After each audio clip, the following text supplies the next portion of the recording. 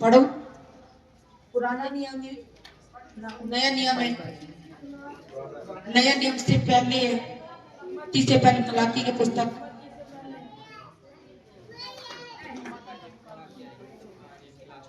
नए नियम से पहले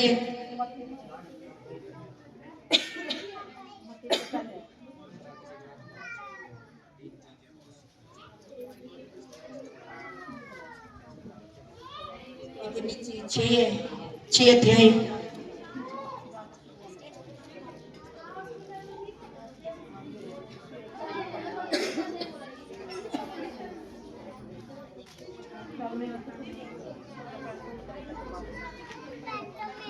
सभी का निकल चुका। हालेलुया। आइए वचन देखेंगे। दशमांश की चोरी, दशमांश की चोरी, क्योंकि मैं यहोवा बदलता नहीं। वचन बोलता कि देखो मैं यहोवा परमेश्वर, मैं बदलता नहीं। वो प्रभु चेंज नहीं होता। हम मनुष्य बदल जाते हैं, हम अपनी दातों से मुकर जाते हैं, पर प्रभु बोलता है कि मैं यहोवा परमेश्वर बदलता नहीं हूँ, मैं चेंज नहीं होता हूँ।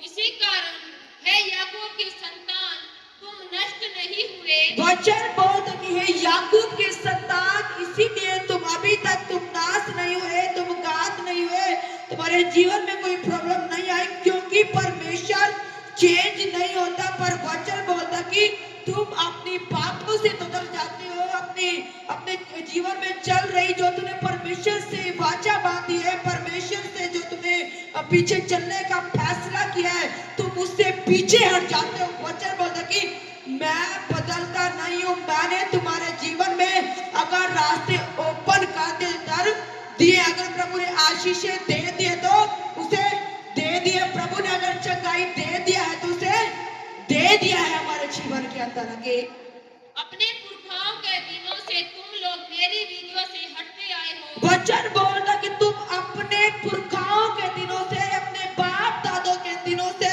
तुम मेरी विधियों से तुम हटते आए हो। तो जैसे तुम्हारे बाप दादों ने मेरी बात को नहीं माना, मेरे वचन को नहीं माना, मेरी आज्ञाओं को नहीं माना, वैसे ही हम भी करते। हम भी परमेश्वर की बातों का इग्नोर करते हैं। परमेश्वर के वचन को एक बार सुन लिया, अगली बार जब हम देखते तो हमें कुछ नहीं पता कि प्रभु ने हमें क्या आज्ञाएं दी है। हम उसको यूं ही मामूली बात सोचते हैं आगे, और उनका पालन नहीं करते। और तुम उनका पालन नहीं करते। जो परमेश्वर ने आज्ञाएं दी है, जो परमेश्वर ने अपने वचन दिया है, उन आज्ञाओं को नहीं मानते, उसकी दात का, उसके वचन का पालन नहीं करते।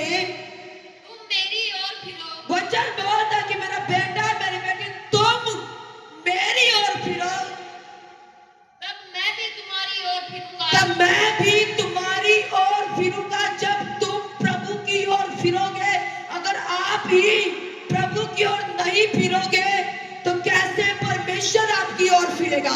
क्योंकि वचन बोलता है तू एक कदम बढ़ा, मैं 2 कदम तेरे आगे बढ़ा दूंगा। तुम फिरो, मतलब कि सबसे पहले हमें अपने मन को क्या करना पड़ेगा? फिराना पड़ेगा। किसकी ओर? प्रभु की ओर। किसकी ओर? प्रभु की ओर। उसके दक्षिणों को मानना पड़ेगा, चलना पड़ेगा। अगर परमेश्वर ने जो आज्ञाएं दे दिया तो हम मसीह लोगों को उसी के अनुसार हमें चलना पड़ेगा। हम बोलते कि मेरे जीवन में कोई काम नहीं हो रहा, आशीष तो आ रही है पर वो रुक नहीं रही, वो ठहर नहीं रही। क्यों हमारे जीवन में ब्लेसिंग नहीं ठहरती? क्यों नहीं ठहरती? एक बार प्रभु की बात मानते तो फिर अगला हम लोग तोड़ देते हैं और बोलते थे प्रभु ने मेरे जीवन में रास्ते ओपन नहीं किए। जब मैं प्रभु में आया तब तो मैं अच्छे से रहा, अच्छा मेरे जीवन में रहा, मैं चंगा भी रहा, कोई बीमारी भी नहीं रही, कोई प्रॉब्लम भी नहीं रही, कोई भी शैतान ने अटैक नहीं किया। पहले तो जब मैं नया प्रभु में आया, आशीषें धन की ठहरी नहीं, पर अब मेरे जीवन में रुकावटें अड़चने आती जा रही है। पर क्यों? क्योंकि हम परमेश्वर की आवाज को सुनते सुनते इग्नोर करना शुरू कर देते हैं। परमेश्वर के वचन को बड़ी ध्यान धरकर नहीं सुनते। जब हम परमेश्वर के वचनों को बड़ी ध्यान धरकर सुनते हैं तो परमेश्वर का वचन बोला कि तेरे ऊपर धर्म का जो सूर्य है वो उदय हो जाएगा। हालेलुया। सेनाओं के यहोवा का यही वचन है। परमेश्वर का यही वचन है। परंतु तुम पूछते हो हम किस बात में फिरे। परंतु तुम पूछते हो कि हम किस बात में फिरे। हम पूछती हैं कि क्या प्रभु मेरे से गलती हो गई, क्या मेरे जीवन में प्रभु जी ऐसे क्यों रुकावटें आ रही है, प्रभु किस लिए हो गया। पर वचन बोलता है कि हमें अपने आप को जांचने का जरूरत है। क्या करने का जरूरत है? हमने अपने आप को जांचने का जरूरत है, परखने का जरूरत है। पहले जो हम लोग नए नए जब प्रभु में अच्छे से प्रभु के आज्ञाओं पे चले, आज हम अगर तोड़ के चल रहे हैं प्रभु में, तो वहां पर देखो आप क्यों गिरे हो, क्यों आपकी आशीषें रुकी हुई है। आगे क्या मनुष्य परमेश्वर को धोखा दे सकता है? वचन बोलता कि क्या मनुष्य है, क्या इंसान उस परमेश्वर को क्या वो धोखा दे सकता है? क्या हम उस परमेश्वर को, जिस परमेश्वर को हमने देखा भी नहीं, क्या हम उसे धोखा दे सकते हैं? पर देखो तुम मुझको धोखा देते हो। वचन बोलता कि देखो तुम लोग मुझे धोखा देते हो और तो भी पूछते हो हमने किस बात में तुझे लूटा है। वचन बोलता कि तो भी तुम लोग पूछते हो कि प्रभु हमने किस बात में तुझे लूटा प्रभु। फिर भी हम परमेश्वर से सवाल जवाब करते, अपने गलतियों को नहीं जांचते।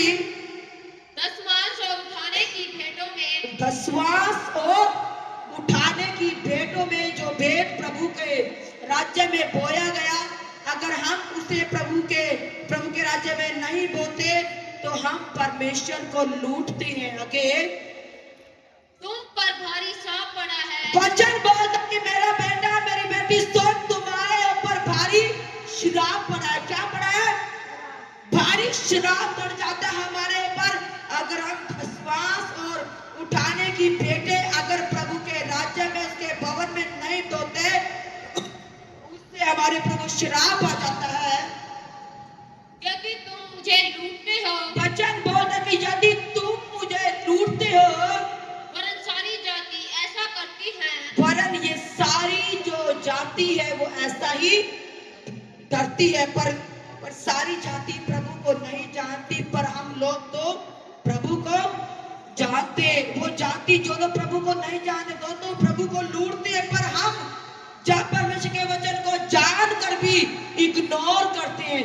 वचन बोलता कि तुम मुझे लूटते हो, तुम मेरी वचन को सुनते तो हो पर ध्यान धरकर उस पर चलते नहीं हो, अमल नहीं करते कि प्रभु हमें किसके द्वारा आशीष देना चाहता है, प्रभु किसके लिए हमारे किस चीज से हमारे लिए तंद रास्तों को खोलना चाहता है। बस प्रार्थनाएं हमारा बोना रास्ता खोल देता है। हालेलुया। वचन बोलता है कि भेंट मनुष्यों के लिए मार्ग खोलता है। मार्ग का मतलब रास्ता तैयार करता है हमारे लिए।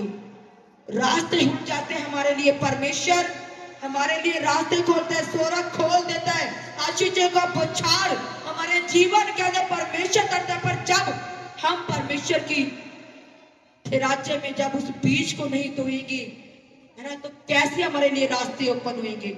अगर आप चाहते हो कि आपके जीवन में तो परमेश्वर धन के लिए रास्ते खोले, है ना, आपके जीवन से बीमारियां जाए, प्रॉब्लम जाए, तो आपको प्रभु के राज्य में बोना पड़ेगा। क्या करना पड़ेगा? बोना पड़ेगा, अपना पेट बोना पड़ेगा, प्रार्थनाएं बोना पड़ेगा, है ना, विश्वास क्या करना पड़ेगा? बोना पड़ेगा, विश्वास को रखना पड़ेगा। अगर एक किसान खेत के अंदर अगर वो बीज नहीं डालेगा तो मतलब नहीं है उसके खेत में उपजे, अनाज हो जाए, फसल हो जाए, नहीं होएगा। जब तक नहीं बोएगा तब तक उसके जीवन में फसल नहीं ठहरेगा, आशीषें नहीं ठहरेगा। इसलिए हमें क्या करना है?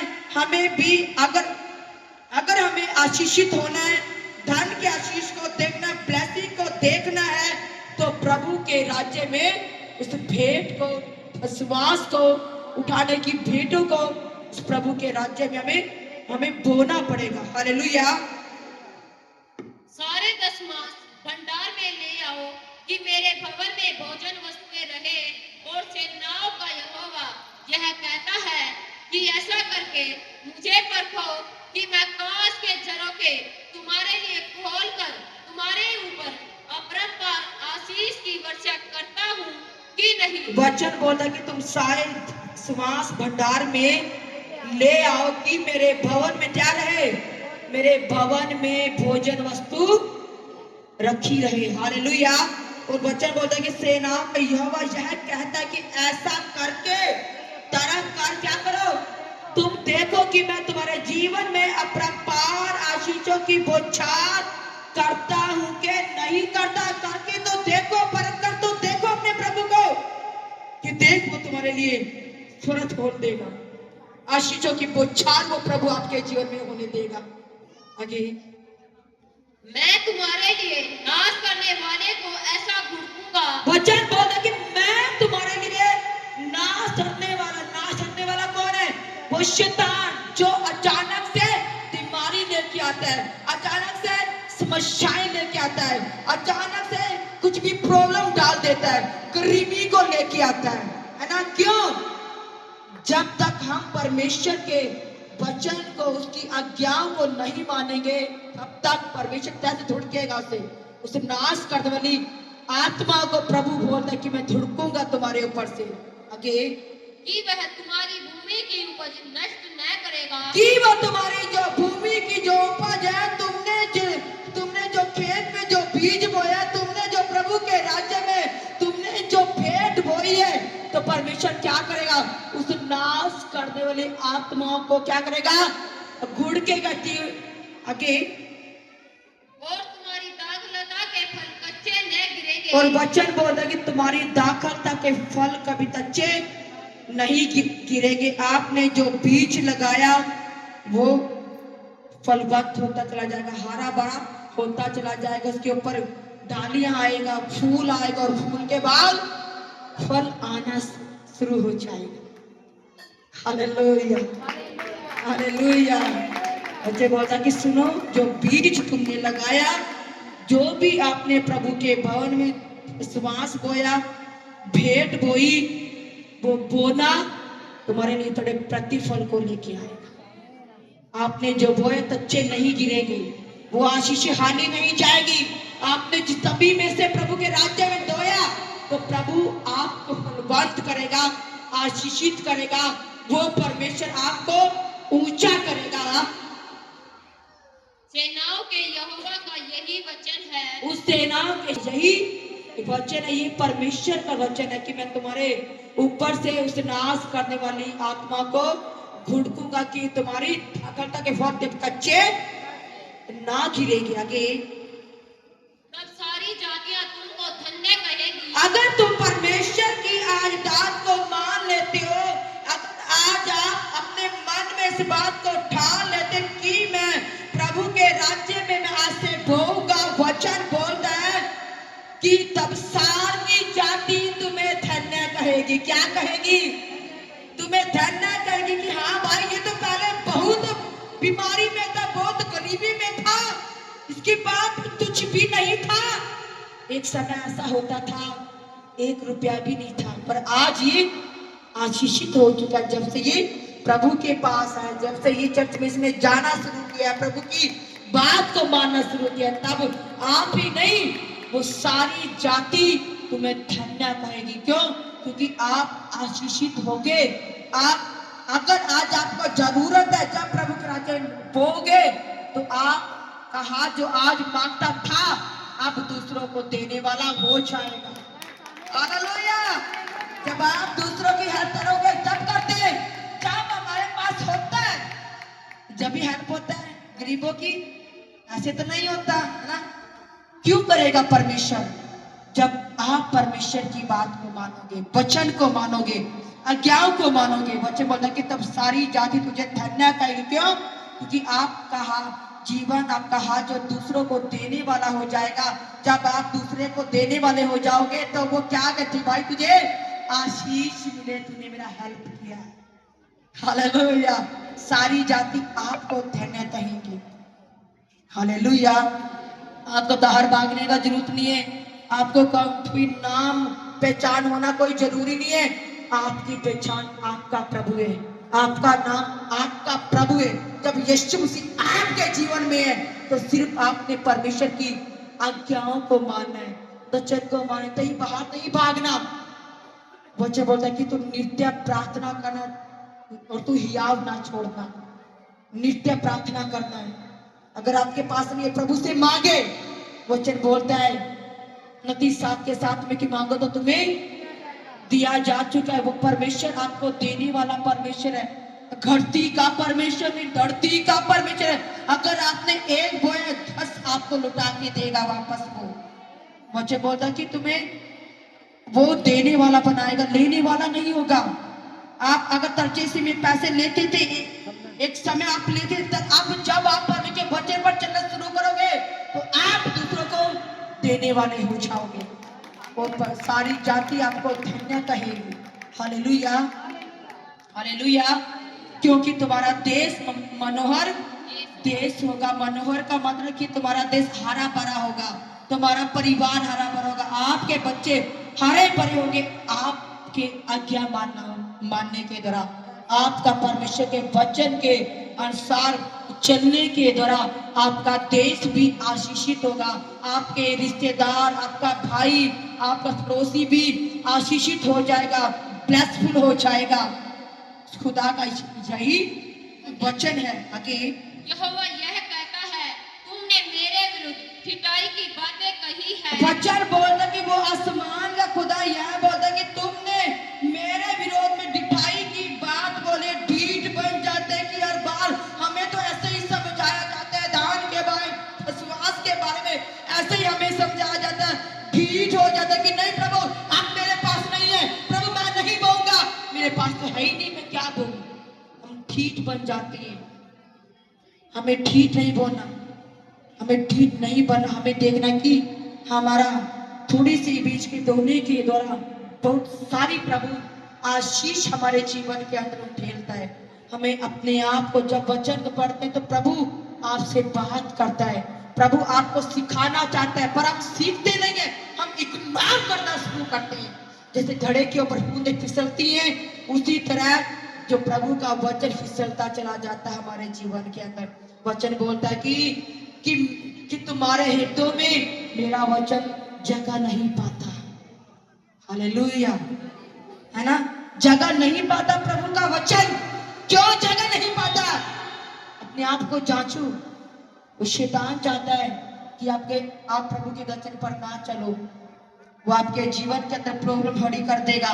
अचानक से जरूरत आ पड़ी, अचानक से किस्तें आ पड़ी, वो अचानक शैतान आपके जीवन में अचानक प्रॉब्लम डालता है। और जबकि आपको प्रभु के राज्य में जब आप बोओगे तो प्रभु आपकी क्या छोटी क्या बड़ी सारी जरूरतों को आप वो पूरा करेगा।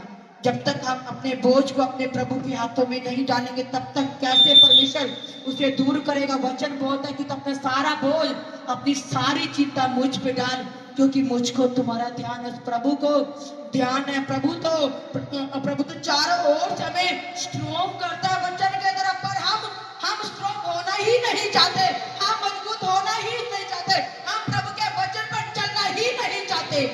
तो कैसे मजबूती आएगी हमारे जीवन के अंदर? प्रभु तो चारों ओर से बोलता है, उसका वचन हमें चारों ओर से घेरे रखता है। प्रभु का वचन हमारी ढाल है, हमारा रक्षक है वो परमेश्वर। पर जब तक हम उसे अपने जीवन में नहीं लेंगे तब तक कैसे परमेश्वर रक्षा करेगा हमारे जीवन के अंदर?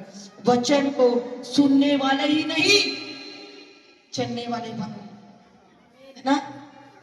सुन तो ये दीवारें, टेंट भी रही है, फूल पंखे, है ना, लाइटें सब सुन रही हैं, पर वो चल नहीं सकता। चल कौन सकता है?